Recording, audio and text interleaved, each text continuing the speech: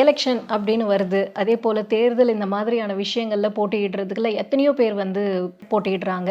அதுல அவங்க ஜெயிக்கிறதும், அவங்க வந்து அதுல வந்து பின்வாங்குறது, இந்த மாதிரியான விஷயங்கள் ஒரு போட்டியாளருடைய தனிப்பட்ட ஜாதகம் அங்க வந்து வேலை செய்றதா?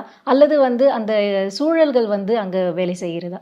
உதயசூரியன், இந்த ரெட்டலை சின்னம், இப்போ வந்து கதிர் அருவாள், இந்த மாரி ஏதோ ஒரு சின்னங்கள்ல வந்து போட்டி போடுறாங்கன்னா, அந்த சின்னத்துக்குன்னு ஒரு ஓட்டு வங்கி, இல்லன்னா அந்த சின்னத்துக்குன்னு ஒரு முக்கியத்துவம் இருக்கான்னா இருக்கு. ரெட்டலைக்குன்னு ஒரு முக்கியத்துவம் இருக்குல்ல. பொறந்ததுலேருந்து எம்ஜிஆர் தான். ரெட்டலன்னா இப்போ வந்து ஜெயலலிதா தெரியாது, எடப்பாடி பழனிசாமி தெரியாது. ஆனா அந்த ரெட்டலன்னா எம்ஜிஆர்ன்னு ஒரு உருவம் இருக்கும். ரெட்டலன்னா ஜெயலலிதான்னு ஒரு பிம்பம் இருக்கும். இதுமாரி இந்த உதயசூரியன்னா கலைஞர்னு ஒரு பிம்பம் இருக்கும். இப்படி தானே இவங்க பிம்பத்த இப்படி தான் இருக்கு இவங்களுக்கு. இவங்களுக்கு எதுவுமே தெரியாது. இவங்களுக்கு வந்து எங்களுக்கு வந்து இது இப்போ ஒண்ணும் இல்ல. நெறைய சின்னங்கள் வந்திருக்குன்னு வச்சுக்கங்களேன். ஆனா, ஒரு சில சின்னங்கள் முழுக்க முழுக்க அந்த மனசுல பதியப்பட்டிருக்கு. இப்போ நீங்க ஒரு சுயேட்சையா ஒரு சின்னம் வாங்குறீங்க. அது உங்க ஜாதகம், உங்க தனிப்பட்ட செல்வாக்கு, உங்க ஓட்டு வங்கி, உங்களுடைய ஜாதகம் மட்டும் தான் அங்க பேசும்.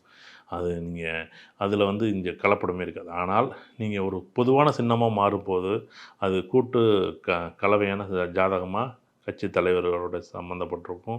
அந்த கட்சி சின்னம் சம்மந்தப்பட்டிருக்கும். அந்த ஜாதகத்துக்கு உங்களுக்கு சீட்டு கிடைச்சிருக்கணும். அந்த சீட்டு கிடைச்சது பிறகு உங்களுக்கு தனிப்பட்ட செல்வாக்கு, அது உங்க ஜாதகத்த பொறுத்து நீ ஜெயிக்கிறதும் தோற்கிறதும். அத விட்டு வந்து தனிப்பட்ட முடிவா, கூட்டு முடிவாங்கிறது நீங்க வந்து அந்த சின்னங்கள பொறுத்து மாறுபடுமானா மாறுபடும். சின்னத்துக்குன்னு ஒரு வலிமை இருக்கான்னா இருக்கு. அது மாரி தான் பார்க்கணும்.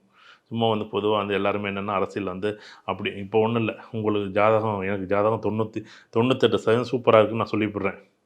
எனக்கு ஆப்போசிட்ல இருக்க 99 நல்லா இருந்தா என்ன பண்ண முடியும்? எல்லாருமே அரசியல் என்ன பண்ணுவாங்கன்னா, அதுதான் ஆச்சரியமா இருக்குங்க. அப்படியெல்லாம் தயவுசெய்து அனலைஸ் பண்ணவே கூடாது. இப்ப 2 ஜாதகம் இருக்கு. இங்க ஏ, இங்க பி. இங்க ஏ ஜாதகம் நல்லா இருக்கா? பி ஜாதகம் நல்லா இருக்கா? அப்படின்னா, இங்க ஏ நல்லா இருக்குங்க. கரெக்ட். இல்லங்க ஏ விட பி நல்லாவே இருக்கு. 99 மார்க்கு. இல்ல பிய விட ஏ வந்து 99 மார்க் இருக்கு. 98 தான் இருக்கு. அப்பன்னா இது ஜெயிக்கும் அப்படின்னு சொல்லலாம். இங்க இருக்கிறது ஒரு ஜாதகம் தான். ஏவோ, பி யாரோ ஒருத்தர் தான். இப்ப என்ட்ட ஒரு சீட்டு கேட்குறாருன்னு வச்சுக்கங்களேன். இங்க ஜோதிடர்கள் பொறுத்தளவுக்கு ஒரு 60, 70% வந்து ஒரு ஜாதகம் தான் இருக்கும். ஆப்போசிட் ஜாதகம் இருக்கவே இருக்காது. ஒரு ஜாதகத்த வச்சுட்டு சொல்லலாமா? சொல்லலாம். உங்களுக்கு நல்லா இருக்கு அவ்வளோதான். நீங்க இத விட இன்னொரு பலமான ஜாதகம் ஆப்போசிட்ல இருந்துச்சுன்னா எப்படி நீங்க ஜெயிக்க முடியும்? இது ஜெயிக்குங்கிறது 99% லக்னாதிபதி நல்லா இருக்கு, நட்சத்திராதிபதி 11ல இருக்கு, லக்னாதிபதி 11ல இருக்கு, 3ஆம் அதிபதி 11ல இருக்கு அப்படின்னு வச்சுக்கோங்களேன். 5ஆம் அதிபதி, 7ஆம் அதிபதி, 9ஆம் 11ஆம் அதிபதி எல்லாம் 3ல இருந்துச்சுன்னா அப்புறம் என்ன பண்ணும்? அவனுக்கு ஓஹோன்னு போயிடும். அத விட்டு தனிப்பட்ட ஜாதகம் ஒரு வலிமையா இருக்குமான்னா, அது தனிப்பட்ட சின்னங்களா இருக்கும்போது வலிமையா தான் இருக்கும். வலிமை இல்லங்கிறது அவர் தனிப்பட்ட ஜாதகத்த வச்சு தான் முடிவு செய்ய முடியும். இதே வந்து ஒரு கட்சியோட சின்னங்கள பயன்படுத்தும்போது, கட்சியோட வலிமை சேர்ந்து தான் செயல்படும். ஏன்னா, அங்க ஓட்டு வந்து எனக்கான ஓட்டு கிடையாது.